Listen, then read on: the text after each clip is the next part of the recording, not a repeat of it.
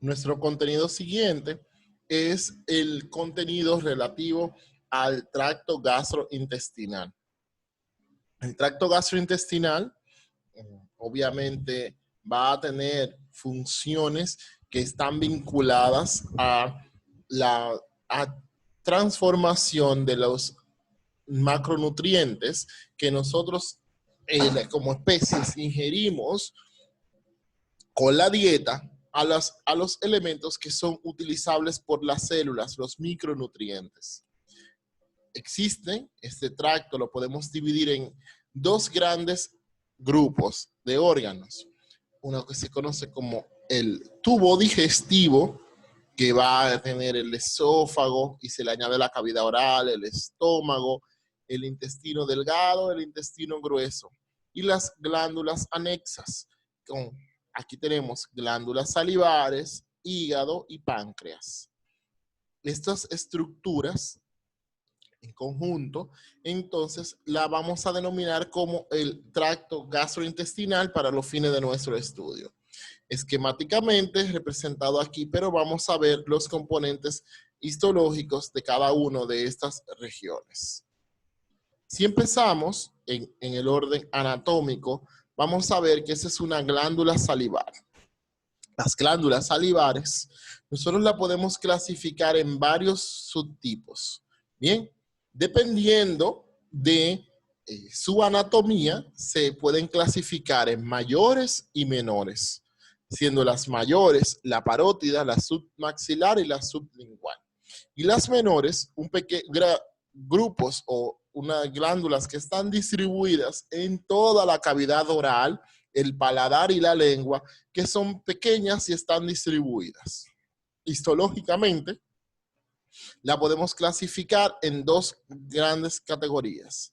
Las glándulas salivares de tipo seroso, las tipos mucosos y la mayoría que son las mixtas, es decir, que tienen acinos serosos y mucosos alternados. Bien, esta que estamos viendo acá es una glándula de tipo salivar mayor, específicamente una parótida, que dicho sea de paso, es la única que es de carácter seroso puro. Es decir, esta glándula solo posee acinos serosos. Acini se debería decir. Vamos a poder identificar aquí unos conductos. Miren, estos son conductos y estos son acinos. Todo lo que se ve acá, pero para enseñarle este grupito, estos son acinos, este es un conducto, otro conducto, un ducto mayor y todas estas estructuras son acinos. Bien, esta es una glándula salivar de tipo serosa. Vamos a ir viendo cuando veamos lengua y cuando veamos otras estructuras, cómo podemos ver también otras glándulas salivares. Por ejemplo, vamos a ver aquí esta otra glándula salivar. Vamos a ver cómo aunque lo vamos a ver en un momento, bien, en esas glándulas salivares, en esta particularmente que corresponde a una localizada, la van a ver en un segundo, sé que no la estoy compartiendo, estaba asegurándome de cargarla. Bien, miren aquí otros tipos de glándulas salivares que se consideran menores y realmente son mixtas, es decir, van a tener acinos mucosos y serosos, aunque en un momentito cuando veamos la lengua lo vamos a continuar discutiendo. Bien. Si yo analizo la cavidad oral yo voy a encontrar que tiene varias estructuras. La mucosa oral, la cual es fundamentalmente epitelio plano, estratificado, no queratinizado. Y un órgano importante que vamos a ver en la cavidad oral es la lengua. La lengua, es un órgano que tiene un revestimiento por un epitelio que es plano, estratificado, queratinizado, sí, queratinizado, pero en la parte dorsal de la lengua. Otra cosa importante que van a encontrar en la lengua es que vamos a encontrar músculo esquelético. Bueno, músculo estriado es lo más correcto, que es músculo estriado visceral. Y en la lengua se forman unas proyecciones que son las llamadas papilas. Vamos a ver esto acá. Este es un corte a poca magnificación donde podemos ver la lengua con todos sus componentes. Glándulas, músculo, el epitelio y las papilas. Estas son foliadas. Las papilas foliadas. En su clase ustedes deben dar una serie de características de estas papilas que no son contenido de la práctica, porque aquí vamos fundamentalmente a identificar. Si nosotros continuamos, entonces vamos en el tracto digestivo, nos vamos a encontrar con un órgano que es el esófago, este corte que podemos ver acá. El esófago es una estructura tubular que comunica la cavidad oral con el estómago. Este esófago va a tener varias capas. Una capa, una mucosa, que fundamentalmente es epitelio escamoso, es decir, plano, estratificado, no queratinizado. Plano, estratificado, no queratinizado. Bien, en el epitelio, por debajo del epitelio, en la submucosa, nosotros podemos encontrar que en el esófago vamos, y especialmente en su tercio inferior, vamos a encontrar estas glándulas, que son glándulas mucosas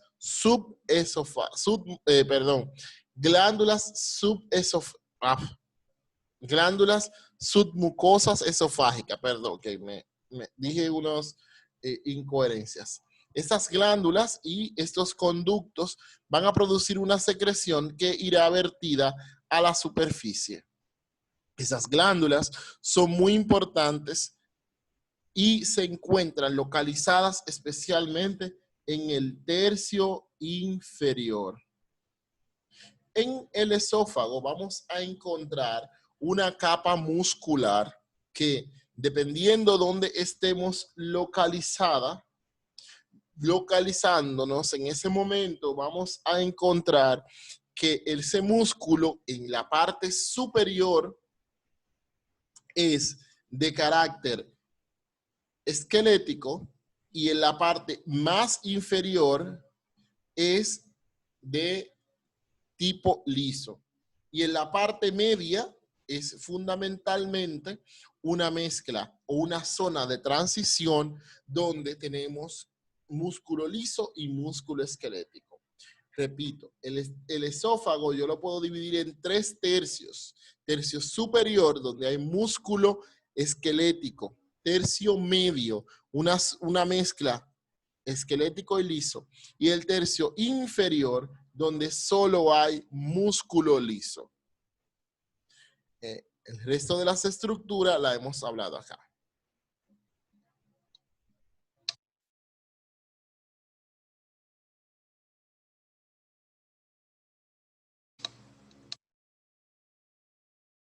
Aquí podemos observar un corte en el que se ve longitudinal el esófago con todas sus capas, mucosa, submucosa, con las glándulas submucosas y muscular. Bien, entonces este es el esófago. Bien, de continuar, entonces me voy a quedar aquí porque esta me va a permitir explicarlo un poco mejor, esta lámina. Si nosotros continuamos, entonces llegaríamos a la unión entre el esófago y el estómago. Esta unión, que se puede denominar gastroesofágica, otros le dicen esófago gástrica, es exactamente lo mismo. Es esta zona donde nosotros tenemos el paso, miren, del esófago, el esófago al estómago. Esta zona es importante, ya que en diferentes circunstancias podemos tener desgarros aquí. y esto puede causar un sangrado. Esta zona, eso es frecuente que ocurran desgarros en esta zona en los pacientes alcohólicos que vomitan mucho, en las pacientes embarazadas en el primer trimestre que suelen vomitar mucho, y en pacientes que pueden tener alguna otra razón por la que tengan vómitos de largo plazo puede pasar esto. Esa es la unión esófago-gástrica. Bien. Si continuamos, bien, nos estaríamos ubicando en el estómago. La pared del estómago, wow, aquí vamos a usar esta misma, pero no. Esta pared, si la podemos aprovechar, la pared del estómago en general, si yo lo veo a baja magnificación, ese estómago va a tener una capa mucosa, una capa submucosa donde no hay grandes detalles, una capa muscular y está serosa. Bueno, aunque en el caso más bien sería una adventicia. Pero igual no podemos, eso es lo que vamos a ir analizando a continuación. Cuando yo hablo del estómago, nosotros podemos dividir el estómago histológicamente en varias regiones, que son el cardias, el cuerpo y el fondo y el antro. Histológicamente, las glándulas, yo la puedo dividir en glándulas fúndicas del fondo del estómago y en esas glándulas yo voy a van a formar unas fovéolas. Esta es una atención especial. Cosa importante que nosotros debemos saber que en esas fovéolas tienen regiones. Y vamos a ver que en esas regiones fundamentalmente está la zona del fondo, la zona del cuello y la zona del istmo. En cada una de ellas vamos a encontrar células específicas. Las células mucosas del cuello, estamos viendo acá, que son células productoras de moco. Las células parietales, que, bueno, no, esa es su tareita, así que yo no se la voy a hacer. Las células principales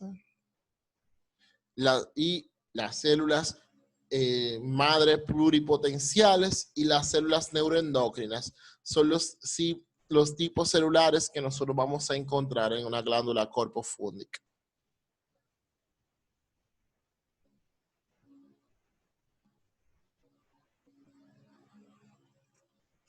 Esta región que vamos a observar ahora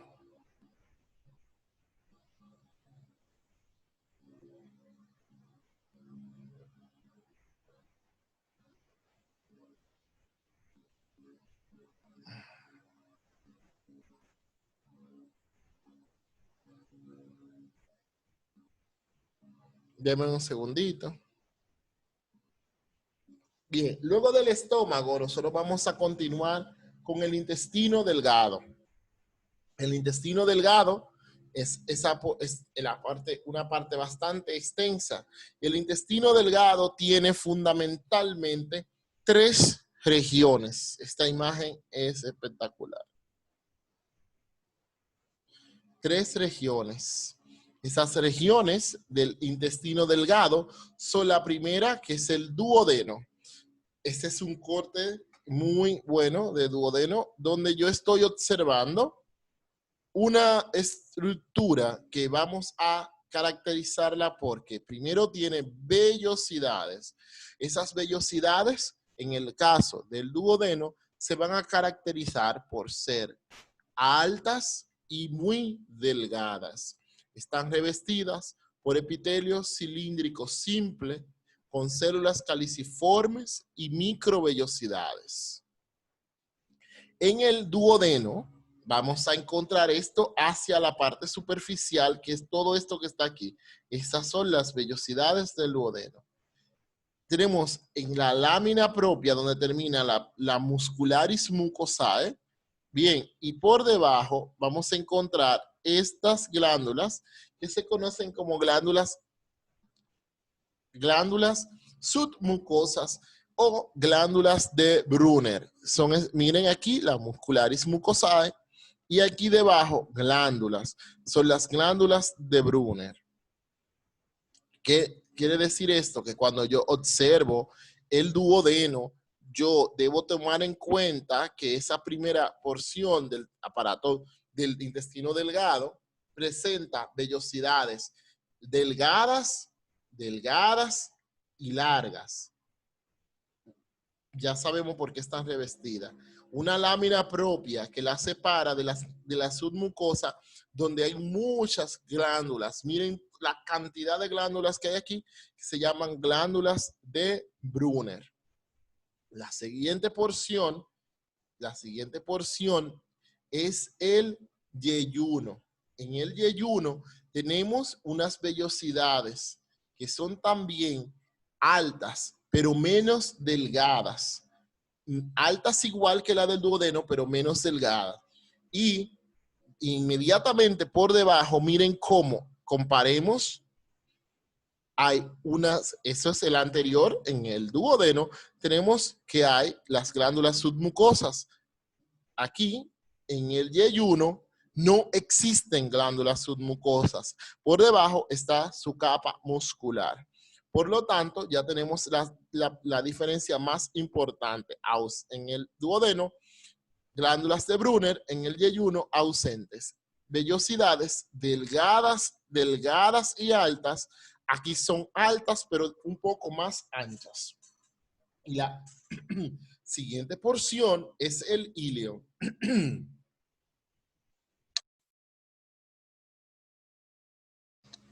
En el ilion, nosotros vamos a observar que existen unas vellosidades que son cortas y anchas. Miren, cortitas y anchas. Comparamos las anteriores, delgadas y altas, estas son cortas, bien cortas. Bien, en el ilion vamos a encontrar que existe un cúmulo de tejido linfoide que está por debajo de la mucosa, que se conocen como placas de Peyer. Esas placas de Peyer están asociadas a la respuesta inmune. Esto es fundamentalmente tejido linfoide difuso asociado a esta mucosa que se acumula en esas estructuras llamadas placa de Peyer. Esa placa de Peyer son fundamentales para que usted, yo, quien sea que come en la calle, que un día en la universidad se atreve a beberse un jugo de lo que venden ahí, eso no lo mate. ¿Por qué? Porque de las bacterias y los diferentes agentes que nosotros nos exponemos a través de la vía digestiva, este tejido linfoide lo reconoce y ayuda a tener anticuerpos para eliminarlo. Entonces, estas son las 3 porciones del intestino delgado. ¿De acuerdo? Son el duodeno, este de acá, el yeyuno y la parte distal que es el ilion. El ilion se continuará entonces posteriormente con el intestino grueso. El intestino grueso, eso es ilion todavía, perdón.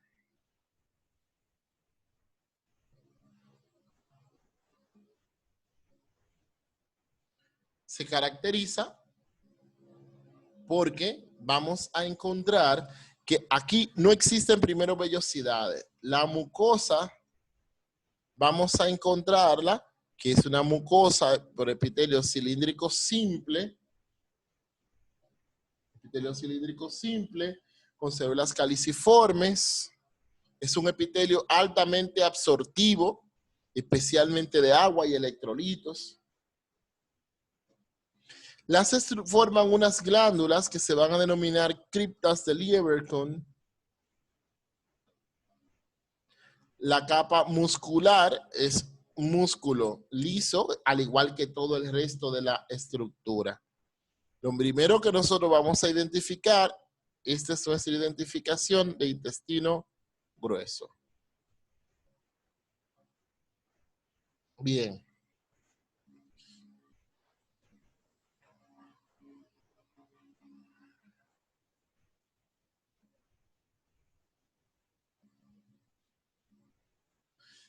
Anexo al intestino grueso existe una estructura que es el apéndice cecal. En el ciego está esta estructura que durante mucho tiempo se le buscó responsabilidad, pero fundamentalmente está relacionada al sistema inmune. Vamos a ver este corte de apéndice muy bueno, donde yo puedo observar en esta magnificación todas sus capas. La muscular, aquí la mucosa, que la mucosa es igual que la mucosa del intestino grueso, del colon. Epitelio cilíndrico simple, con células caliciformes, el cual forma unas estructuras glandulares. Lo más importante es que vamos a encontrar en la lámina propia un cúmulo de tejido linfoide, mírenlo acá, con su centro germinal incluido. Bien, eso es característico del apéndice cecal. La capa muscular, esos son nódulos linfoides. Entonces, este es un apéndice cecal.